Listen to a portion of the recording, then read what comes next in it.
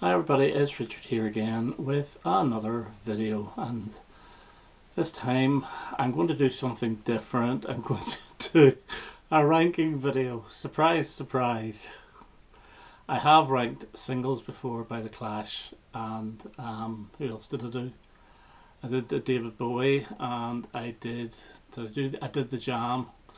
So I'm going to pick a band that I think are a real singles band. Their albums aren't bad, especially their first couple, or first three actually, I thought were very good.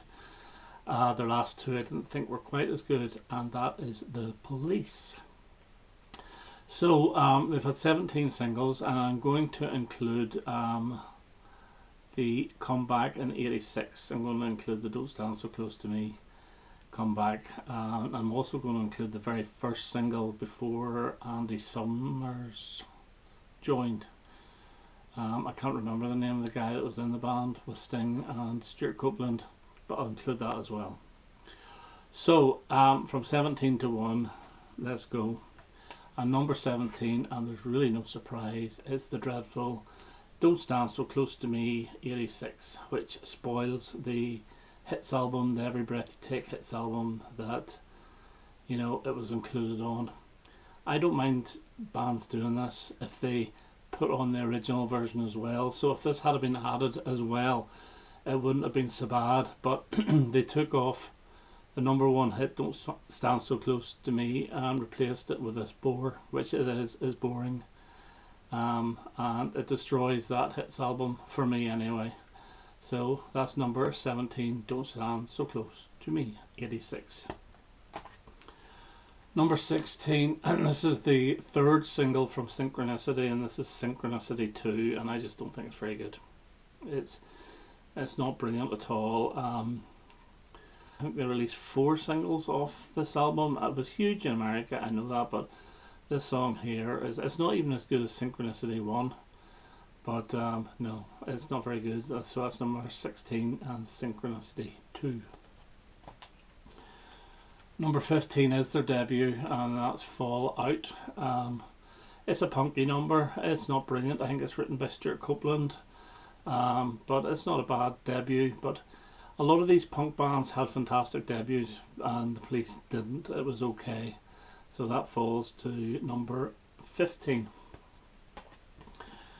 Number 14, I think, is a fan favourite by The Police, and I'm never that keen on it, and that's King of Pain, and that's the 4th single in the UK taken from Synchronicity. There was 2 good singles off that, and I don't know why they released 4 altogether. It's not a bad album track, but it's certainly not a good single at all. So that's King of Pain, number 14. Number 13 is the 3rd single from Ghost in the Machine, and that's Spirits in the Material World. And I don't think this should have been a single either. I think I made in a previous video that the single should have been Darkness. A few people commented saying that Darkness was too dark, which is true, and possibly wouldn't have done that well, but I really do prefer the song Darkness. This is not bad. This has grown on me a bit. I always thought it was not good enough to be the single, and I still do think it was their first slightly subpar single, and that is Spirits in the Material World, 3rd single from Ghost in the Machine. Number 12, and I'm going to give it to the 2nd single from Synchronicity, and that's Wrapped Around Your Finger. It's okay, it's not bad, it's a little bit tedious, but it's not a bad song, and yes, I would have had this as the 2nd single. It's the obvious choice. I was never that keen on the Synchronicity album, never that keen on Ghost in the Machine either, so I didn't think there was a lot to choose from, but I suppose this would have been the 2nd best song as a single, but it still gets my number 12. Number 11, and the 1st single from Ghost in the Machine, is Invisible Sun. This I believe is about the troubles in Northern Ireland at the time, and I think there was a band video. It's a good song, there's no doubt about it. It is a good song, but is it single material? Yeah, well, I think so. It's a little bit different for them, and I applaud them for that, but it still falls at number 11. So we're getting into the top 10, and I love all of these, and these are all great songs. there's such a huge, a big gap between the top 10 and the bottom 7. So number 10 is the number 1 hit from Ghost in the Machine, and that is Every Little Thing She Does Is Magic. And I loved this at the time. Maybe a little bit fed up with it now, but you know, I haven't played it for a while, I haven't heard it for a while, so I'm sure if I do hear it again it'll be pretty good. But yeah, this got to number 1. This was the second single released from that album, Ghost in the Machine, and I think it should have been the first one. But I suppose looking back, even as the second single, it hit the top of the charts, so you really can't complain. Number 9 is the one most people are fed up with, and I think it's great, and that's Every Breath You Take. This is without a doubt the best song of Synchronicity, without a shadow of a doubt. It's sort of head and shoulders above the rest of them. Number 1 in 1983, huge hit in America, made them massive in America. Brilliant song, good black and white video, enjoy it very much. So number 9, Every Breath You Take, and I've never actually got fed up with this. I've always enjoyed it, so that's my number 9. Number 8 from their first album, Outlandish D'Amour, and that's I Can't Stand Losing You. It's a really, really good single. Really enjoy it. It's basically, I think it's the one that elevated the Police and brought them chart success, proper chart success for the first time. Even though I think this was released twice. The first time it didn't do too well. I'm not too sure. I should have looked up. But Can't Stand Losing You, great number from Outlandish D'Amour. Number 7, and a lot of people don't like this, I love it, and that's the Do Do Do Da Da Da Da from Zenyatta Mondatta. I think it's a fantastic single. I know it's got silly lyrics, but I don't care. Love it to bits. I bought this when it came out. I love the video when they're out in the snow, and whenever I see that video it automatically takes me back to around Christmas 1980. Don't know why.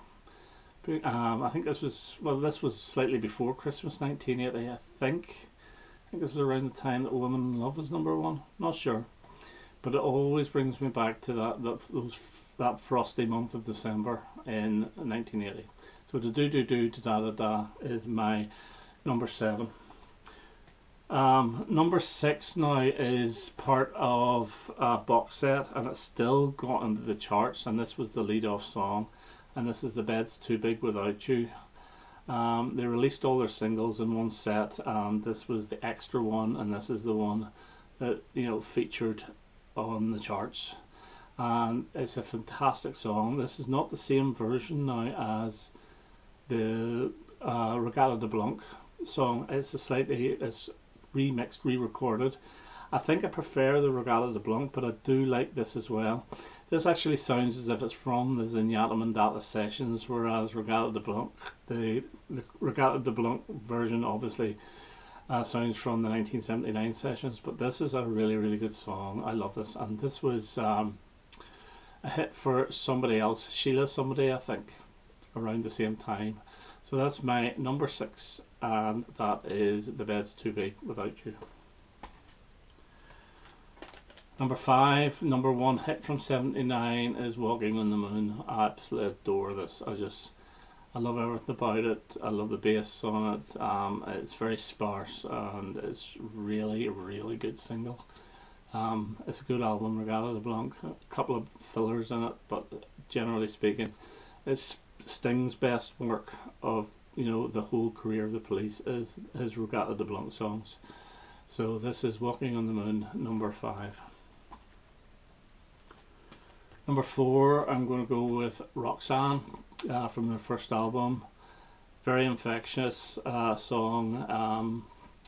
Again, this I think was released twice. I'm not too sure how this actually did in the charts, but it's a great number, and I know Sting has played this in different forms and changed the arrangements and messed about with it. But this is the proper version of Roxanne, and it's a great song, and that's my number 4. Okay, number 3, and I'm going to go with the number 1 hit from 1980, and that's Don't Stand So Close to Me, and I love it. Absolutely love it. I remember getting the Reggatta de Blanc, the Zenyatta Mondatta album off a friend just for this song. I already had the Do Do Do single, and I hated the rest of the album apart from those two songs. I thought it was the biggest pile of crap out. Funny enough now, Zenyatta Mondatta would probably be my second favourite. I really think it's a good album, but this is a great song, best-selling single of 1980, and then, as I said earlier, they butchered it for the 86 version. And my number 2 is So Lonely, and this was a single in 1980, so this was culled from Outlandish D'Amour, Regatta de Blanc, and a couple of singles had been released, and they went back and they pulled this off Regatta or Outlandish D'Amour, and it became a top 10 hit. The funny thing is that when this was out, everyone thought he was singing Sue Lolly, which was a BBC newsreader at the time, but it's So Lonely. But it's a fantastic reggae tinged number. Love it. Brilliant song. And my favourite Police single, and there's no surprise here, is Message in a Bottle from '79. Absolutely wonderful song, great intro. That guitar at the start is absolutely brilliant, and I remember seeing something on TV where Sting talks about the actual guitar intro. He remembers sort of half dreaming it, getting up and writing it down. Well, he's produced his best ever song. Love it. Message in a Bottle, my number 1 Police single. So that's my ranking of the Police 17 singles. As I say, the top 10 are all excellent, and the quality sort of drops quite a bit from 11 to 17. So I hope you enjoyed that, and again I hope to have another video quite soon. That's all for me. All the best now. Bye bye.